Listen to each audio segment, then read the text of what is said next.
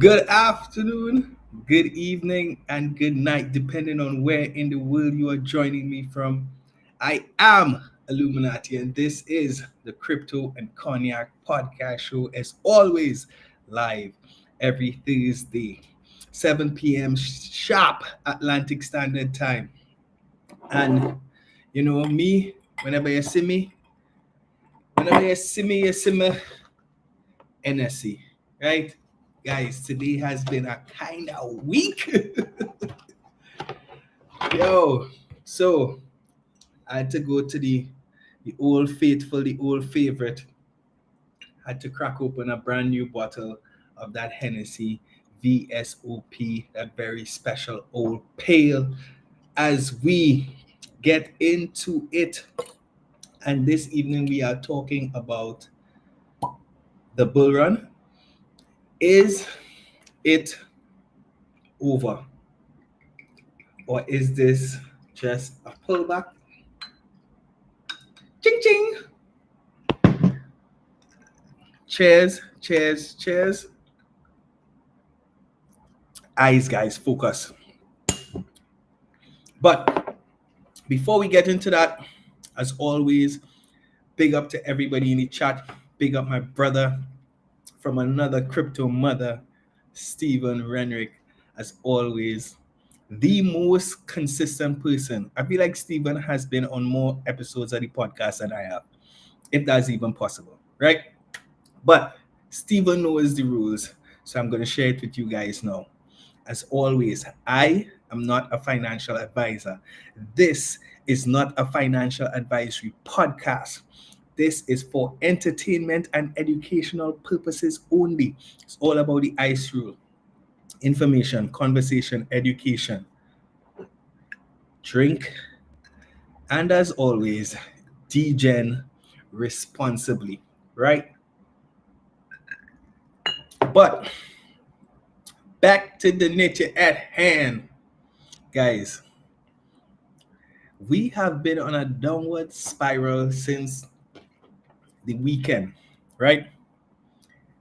Let me check where we at right now. BTC is currently hovering at $96,732. And why has that happened? Donald J decided that he is going to wage a trade war against his closest trading and geographical partners as a means to get them aligned with his requirements and his requests for securing the northern and southern border of the United States of America. So he has introduced some tariffs that are aimed at bringing Mexico and Canada in line with his proposals. And of course, he can't leave China alone. So he had to also introduce some tariffs aimed at China as well, right? What has that done? It has scared the bleep out of the markets, right? And everyone is panicking. Everyone is afraid that this trade war escalates. And the thing about tariffs as well, most people don't understand and think that when you impose tariffs on another country, that the government of that country is who is responsible for paying those tariffs.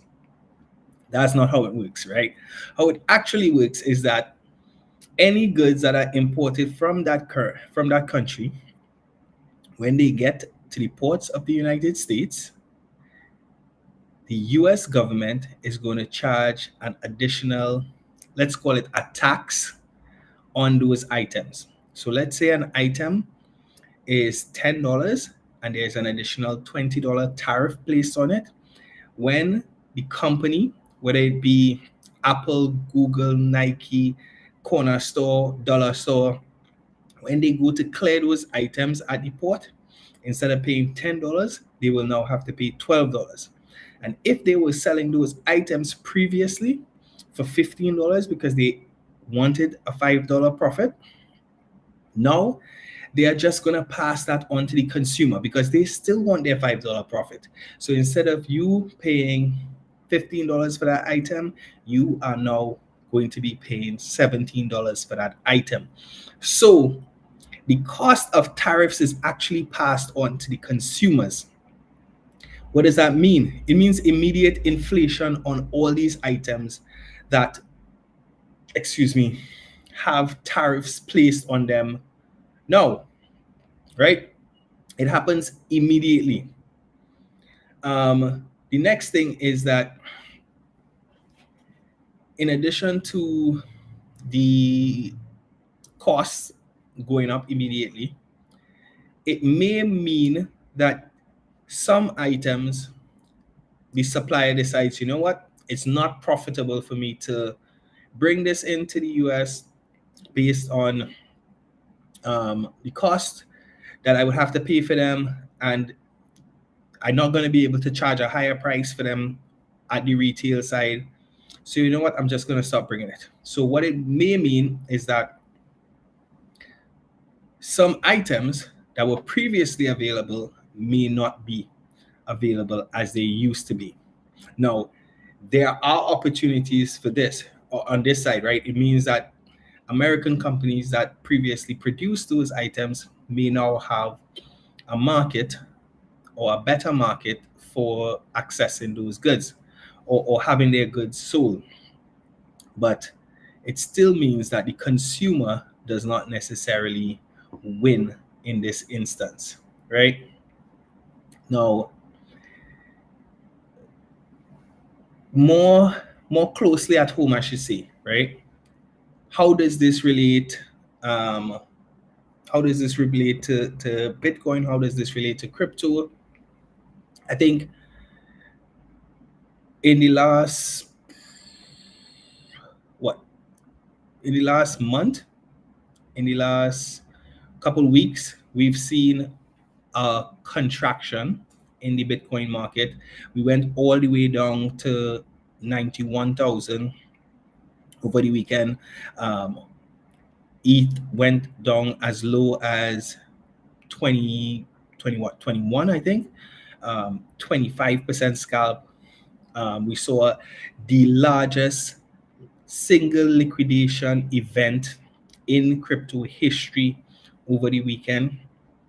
And while these downturns were primarily triggered by the macroeconomic factors,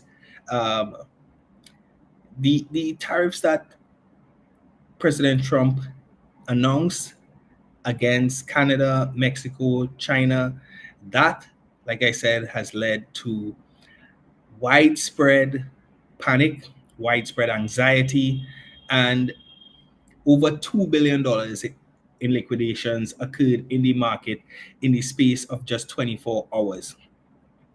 Altcoins obviously were not spared. We saw people like, everybody's talking XRP. They fell off almost 30%. Dogecoin, they corrected almost 30% as well. So no one in the market was necessarily spared.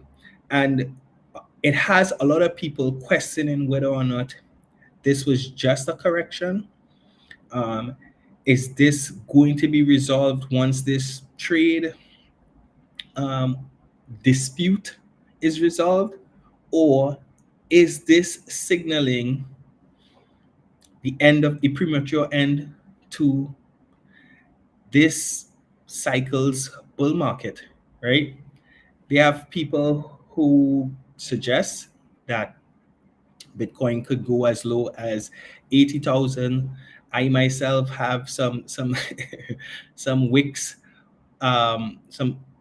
entries, hoping that we get a wick down to 77,000 so I can cash in there.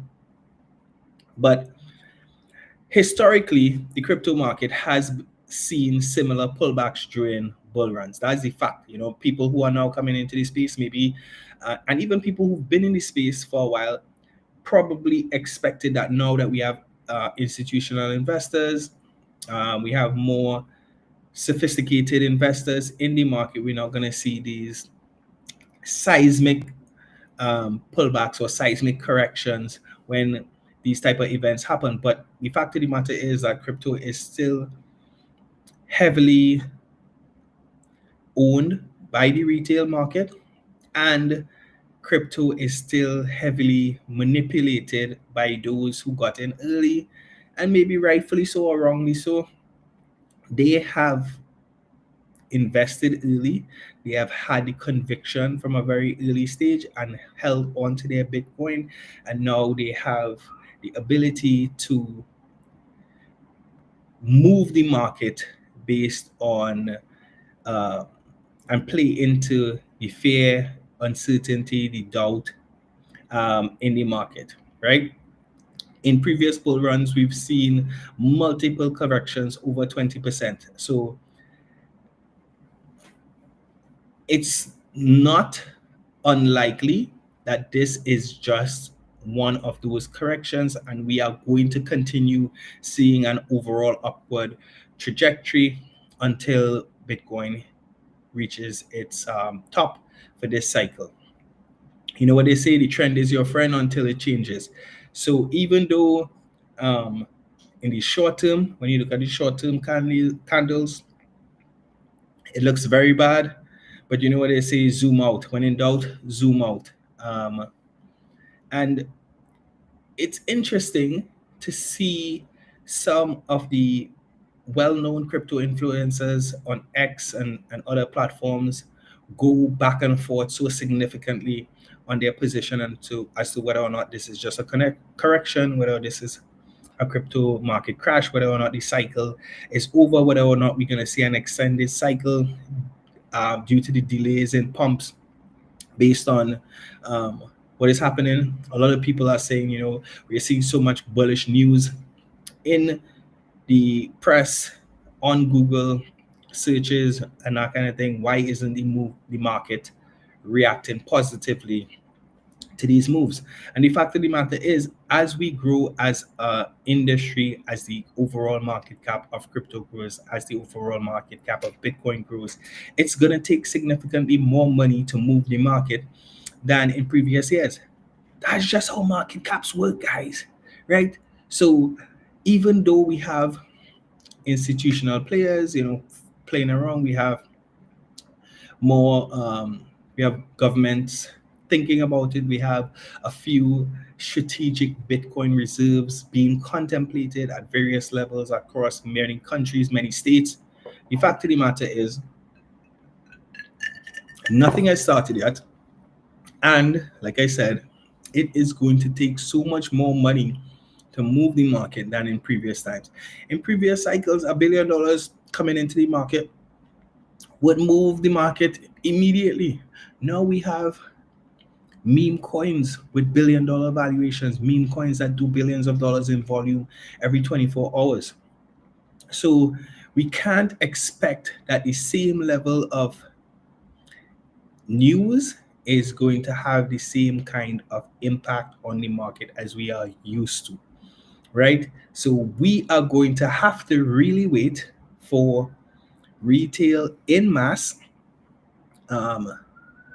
governments in mass, institutions in mass to pump money in mass into the market to move the market in the way that we speculate it's going to move. And if when these corrections happen, you feel the pangs of fear in your chest and you can't breathe, maybe you are overexposed and it's time for you to take a step back, maybe take some profits, maybe take some funds off the table so that you can sleep better at night. And that's just my little stupid advice, right? If it feels too much, maybe you have too much at risk. Because at the end of the day,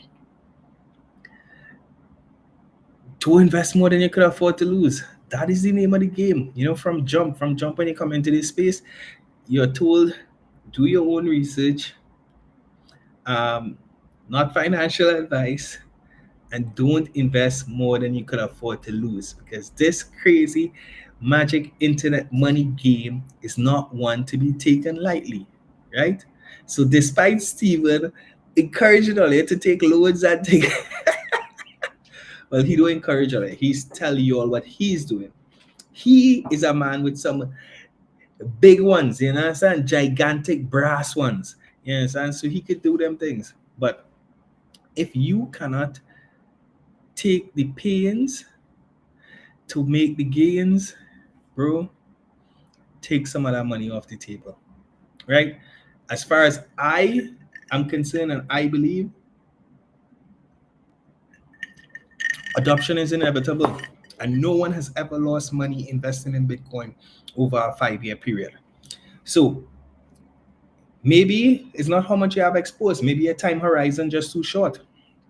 Maybe you need to stop thinking about this market in terms of days or weeks. Maybe you need to stretch it out. Think in terms of months and years. And maybe it all seems easy. And then you wouldn't be worried about 20% corrections. And you wouldn't be worried about whether or not Bitcoin going to crash to 80, 70, 60,000 in the next few months. Because at the end of the day, you know, in 5 years, we're probably going to be at $1 million. But there's this cycle or the next cycle.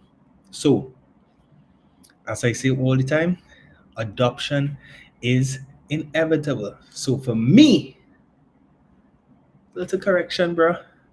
Holy faith, right? And if all else fails, have a drink, chill out, relax. And it's carnival time, go out, touch some grass, wine on a bumper, you know, wave a flag, eat a doubles. Yeah, and I'll see you all next Tuesday. As always, Illuminati.